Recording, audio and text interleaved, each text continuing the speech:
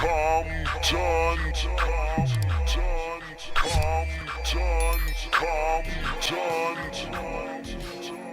What's up, my friends, and welcome back. But before we get started, please make sure you like, subscribe, and set your notifications. Don't forget to subscribe, family. So I wanted to share this interview that BG Knockout did where he was talking about how everywhere he went, all the hoods were pretty much the same. Now, if you guys ever been out of town, which I'm sure you have, you probably been in certain neighborhoods where it seemed like you're still at the crib or you're still at home. And that's pretty much what BG Knockout was saying. Now, on the flip side, though, he said that he had some experiences where he went other places and he's never seen certain things before. And, I think that's good. So, my thoughts is if you've never been outside of like your neighborhood, and I mean literally like outside your city or your state, you should do that, man. Just travel other places and you'll see like new things. Some things will be the same. You'll get there and you'll like, hey, you know what? We got a King's Highway in our neighborhood or a Martin Luther King Drive in our neighborhood. But at the same time, you'll see some things, different types of buildings,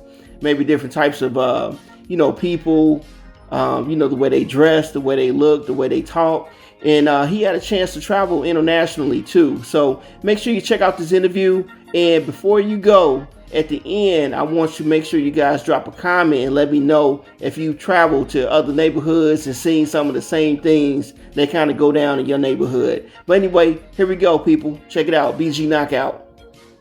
Very first time. I never been outside of California. I never left the areas of Compton and Watts, South Central. I never been past nobody's state line, bro. Yeah, I got it. I learned very quickly that everybody was just like Compton, bro. So bam. So I remember going somewhere, and this 33 years now. So bam, I remember like some hotel coming outside, and it was kind of like some places we didn't stay at a lot of high fancy places, bro. Sometimes we was in motels, you know what I mean? So we'd come out, the neighborhood is right across the street. So I see the youngsters like, this is what we do in LA when I was young. We'll wake up on a Saturday morning or even on a school day sometime, come outside, see the homie, like we all coming outside 6, 7 o'clock in the morning. We rolling up blunts, you know what I'm saying? We breaking down weed, rolling up blunts. So I see the same thing. Wherever the first place we went, come outside, look around, see these youngsters over there, they breaking down Phillies and putting their weed in them. Like, damn, like we do the same thing. And then the more and more we traveled and went around, I just seen those same behaviors, you know what I'm saying? I seen the drug deals, you know what I'm saying? I seen the people packing the pistols. I seen the older dudes directing the youngsters, you know what I'm saying? I seen all of that everywhere we went. And I respected it. And I was like, damn, this shit is like, it's like everybody is doing the same thing in every ghetto across America, pretty much. They might just have a different name for it, but it's the same shit. And I was like, we are pretty much the same. And then, I couldn't think about it as deeply when I was that young. But when I got older, I was like, it's kind of like they cloned Tyrone, like, to me, you know what I'm saying? It's like, damn, something got to be going on for all of us to be stuck in this same situation, no matter if you're on this side of the map and I'm on that side, like how we're all stuck in these, in these impoverished environments, forced to, not really forced to sell drugs, but feeling like that's our only alternative to get money. You know what I'm saying? Like, when I got older, I was wondering about, like, why was that, the thing, for Black people in every ghetto across America, you know what I mean? Because I'm the type of person, man, like God had always put something in me since I was a young kid that I always wanted to grow and be a better person. And I always wanted the environment around me to grow and be better. You know what I'm saying? So it was this thing, like, once I started, like, I'll tell people right now, like, people, it's still, I know grown ass people that ain't never left California, people my age and older. And, nowadays, because of social media, it's the thing, I want to go to Jamaica. I want to do this. And I tell people when they talk about going to other states, I'm like, dude, you might as well go out the country. You know what I'm saying? Because you're going to go over there, the shit that you're trying to get away from and not see, you finna go see it in Memphis. You finna go see it in Texas. It's going to be shooting. It's going to be crazy shit. So you might as well go out the country. It's safer. You'll get a greater experience. You know what I'm saying? Like, I just feel like all these ghettos the same. And it's crazy that impoverished people want their poverty to be better than the next person.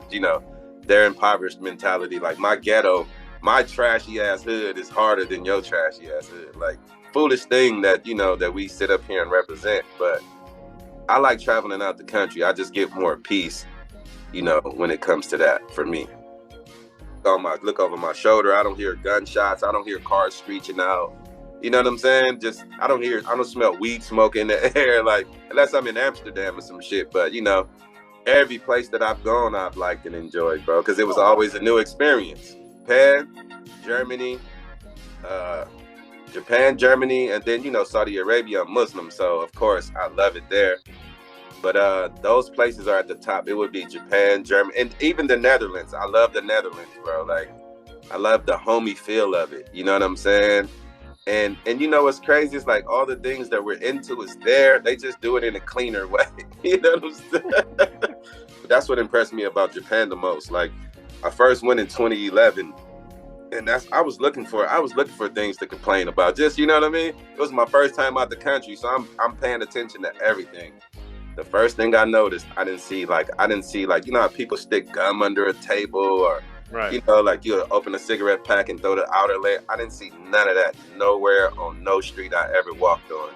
Well, that was the first place that somebody wanted me to come and perform. You know what I mean? So they reached out to my friend Kirk. My boy Kirk is he's actually Korean, but his dad was the guy at the Compton swap meet that had the little rap store and stuff. So his pops passed and he took over the business, you know? So yeah, I went out there with him. But anyway, and then, you know, what's so interesting about that, Eazy had an itinerary for us before he passed away for Japan. That's the first place I went.